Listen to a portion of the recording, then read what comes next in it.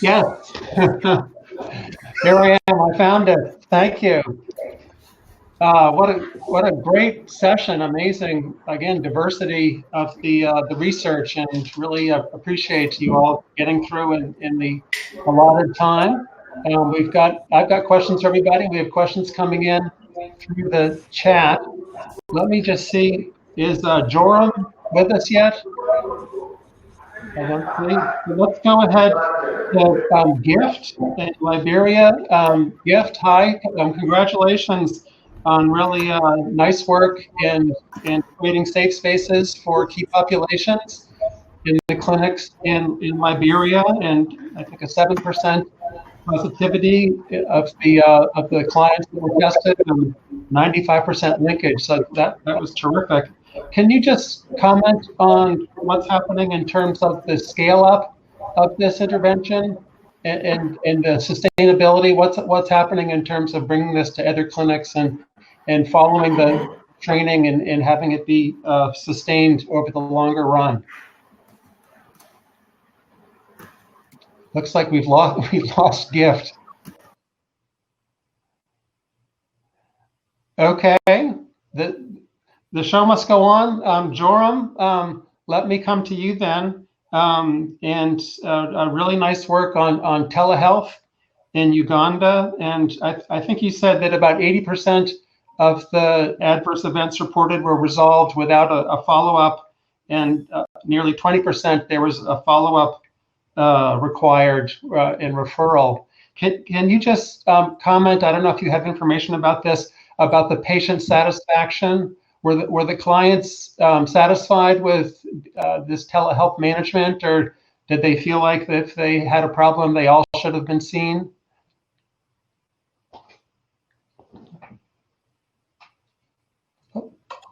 Joram, we're not hearing you. You're muted.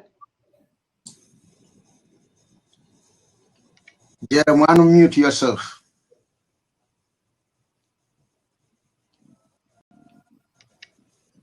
Can the Secretariat unmute him, please? I think you're muted, Joram.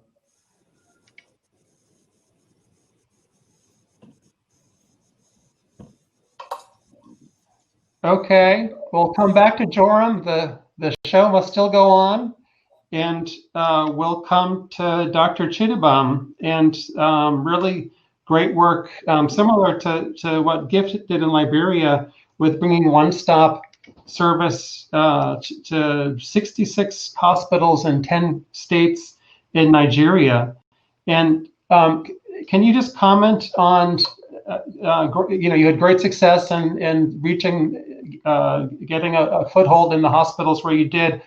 What about the others? Were there some common barriers or attributes where you were not successful and not able to establish the one-stop service?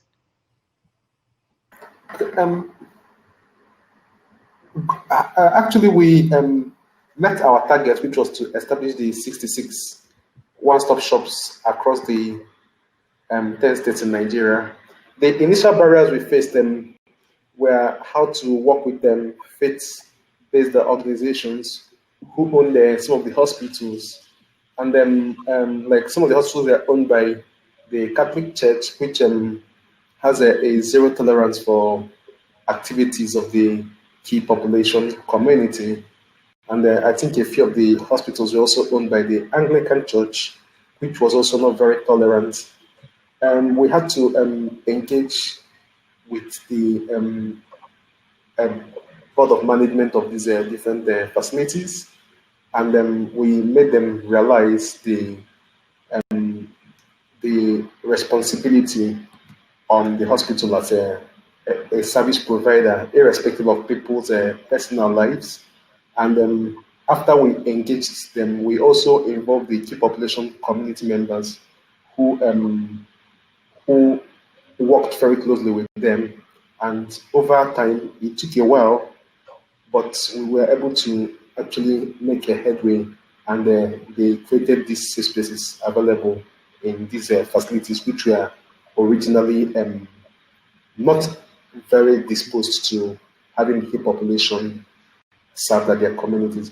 We also had some issues of religious and cultural barriers, especially in the northern part of Nigeria, where we have Sharia laws and the rest. But what we did was to engage the government of Nigeria, who is an essential stakeholder on the project, and the state aid program coordinators and the state's agency for the control of AIDS were very critical stakeholders that were involved in liaising with the health facilities in these states. And with that, it made it quite easy to engage and establish these facilities for KPs. As we speak, we have over 10,000 KPs accessing services at these facilities, which is really a big success story for us. Okay. Sorry, I'm going to have to cut you off, I think, but really impressive given the barriers, what you were able to accomplish. Gift, I see you're back. Did you hear my question and can you respond? No, sorry, Peter, I dropped off just before you finished the question. Will you please come again? Well, so our time is quite short, but can you just comment briefly on the what the plans are in terms of scale up or sustainability? You've had this intensive training. How will you sustain and scale up these efforts? Okay, so right now, as I said, we started with 13 facilities. We're actually extending into 2 additional counties. And you can also see that the plan of farming for sustainability is very good because we are really working directly with the health facilities. So there's really nothing that we're adding in terms of infrastructure or whatever. So we are really just working with the existing healthcare workers within the existing infrastructure as opposed to drop-in center where you have to create something new and deploy staff and the like. So I hope that takes care of your question. Yeah, thank you, and congratulations. Joram, do we have your audio back? Can you respond about patient satisfaction?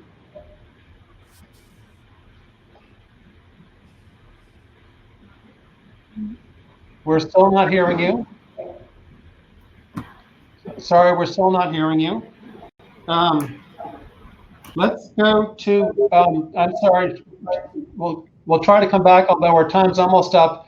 Dora, there's quite a few questions in the chat about your really interesting presentation on short cycle therapy. A question was about, is this a highly pre-selected population? Is this representative of your patients, or are these patients that were interested, predisposed to preferring this dosing? No, it is a highly selected population. Indeed, we only choose to include very well suppressed with long-term virological suppression patients. And about the other questions, there were no virological rebounds, so no resistance were found, no new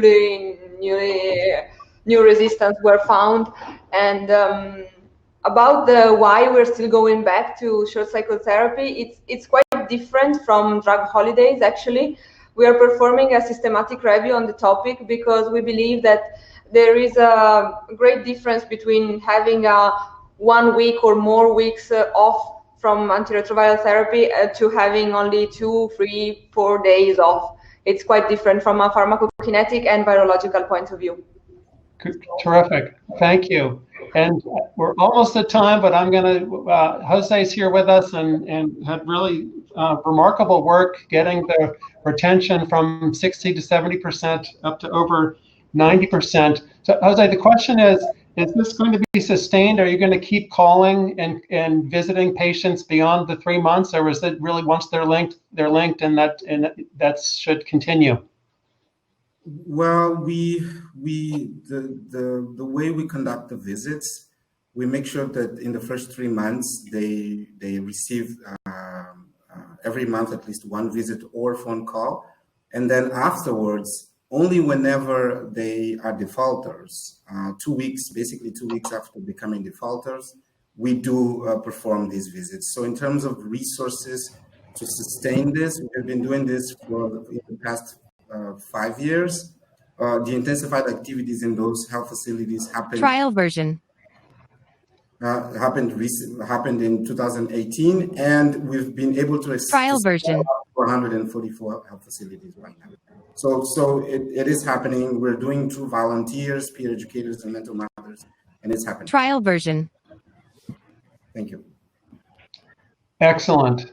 I think we're near time. Trial version. Ellie, do you have any other questions or anything else you want to contribute? Trial version.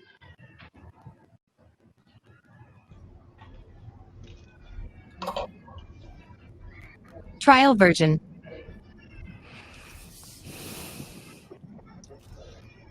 We're not hearing Ellie either.